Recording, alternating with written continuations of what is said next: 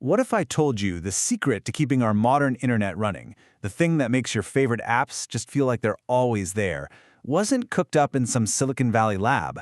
What if it was actually discovered in the ruins of an ancient civilization?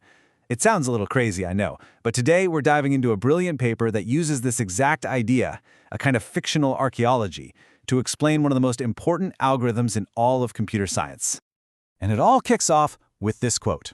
It's about a supposed archaeological find on the Greek island of Paxos.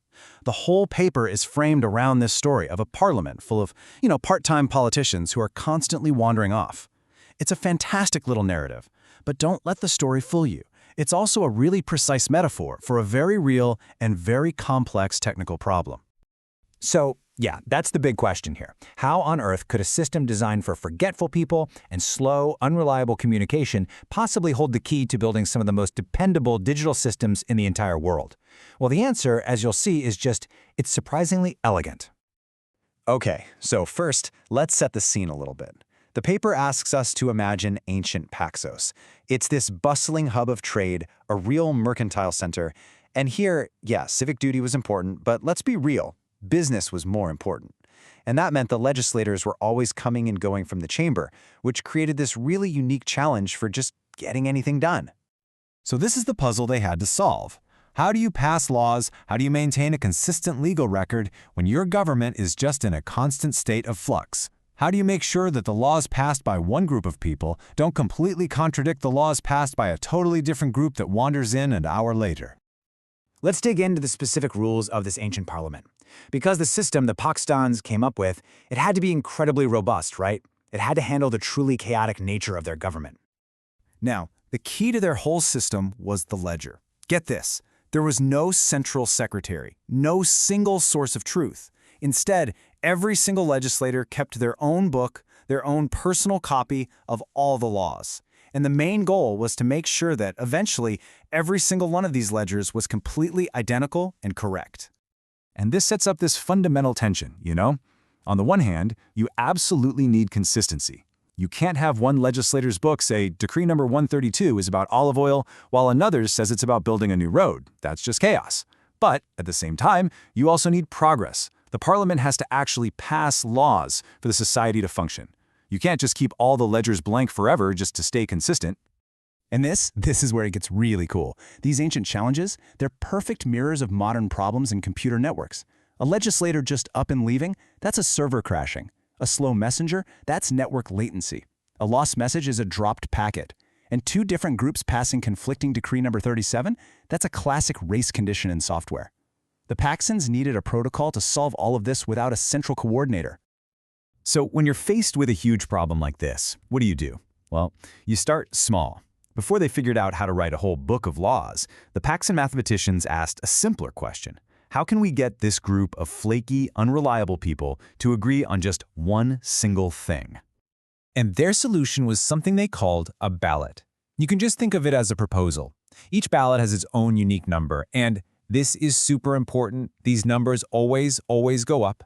That ordering is going to be the secret to everything. A legislator might see a bunch of different ballots come and go, but they can only ever vote on one at a time. It all boils down to this really clever two-phase dance. In phase one, a leader, they call him a president, basically sends out a feeler. They pick a new, high ballot number, let's say ballot number 10, and send it out to a majority of the legislators. Anyone who gets it makes a promise. Okay, I promise I won't vote on any older ballots, like number 9 or 8, and they also tell the president about the last vote they actually cast. Then, in phase 2, the president, having heard back from a majority, proposes an actual decree and asks them to vote.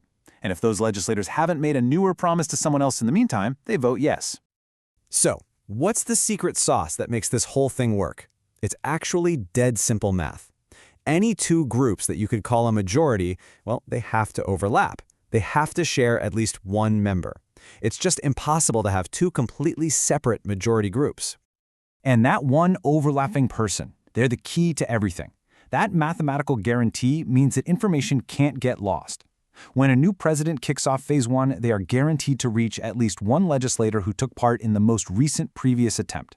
And that legislator's promise will tell the new president about any votes that were in progress, stopping them from accidentally overriding a decision that was, almost finished. It's how consistency is preserved. All right, That's cool, so they've figured out how to agree on one thing. But a government isn't just one law, right? It has to pass hundreds of them. So how did they scale this single vote system into a whole complete book of laws? How did they create that consistent, ordered sequence of decrees for all those ledgers? And the way they scaled this up is, well, it's almost laughably simple. They just ran the exact same two-phase protocol over and over and over again. One time for decree number 1, then a whole separate instance for decree number 2, another one for decree number 3, and so on, for every single law they ever needed to pass. But, in all this chaos, what happens if somehow decree number 126 gets passed before anyone's even decided on decree number 125? Well, now you've got a gap in your ledger. The Paxons had this really charming fix for this. The president would just propose a totally harmless traditional decree, like a do-nothing command, something like the Ides of February is National Olive Day. They'd pass that just to fill the empty slot and keep all the ledgers in perfect sequential order. Okay, so this has been a really fun historical tale, right? Well, now we pull back the curtain, because this is the moment where this ancient allegory becomes one of the most important concepts in all of modern technology. And this slide just lays it all out. It's a perfect one-to-one translation. Each Paxton legislator, that's a computer server. Their precious ledger, that's a replicated database or a log file. Passing a decree is the same as committing a transaction. An unreliable messenger is just network lag, and a legislator wandering out of the chamber, that's a server crashing. The part-time parliament isn't just a cute story, it's a perfect model of a distributed computer system. The Paxson parliamentary protocol is the Paxos algorithm. And that perfectly ordered list of decrees they worked so hard to create, in computer science, we call that a replicated state machine. It's the absolute foundation for the technology that keeps cloud databases, critical file systems, and basically countless other internet services consistent and running, even when things go wrong. And you know what's amazing? Once the system finds a stable leader, once one computer is acting as the president without being constantly challenged, it's incredibly efficient. Passing each new decree or committing a new transaction takes just 3 quick message delays across the network. That's really the core of its speed and its power in the real world. So this is why all of this matters to you. The next time you're using a critical online service, your bank, a cloud document, anything that absolutely cannot lose your data or go down, there is a very good chance that deep down in its core, its reliability is guaranteed by this exact ancient logic. Think about that. It's a system that assumes everything will break, that messages will be lost, that its participants will just disappear, and that's what makes it unbreakable.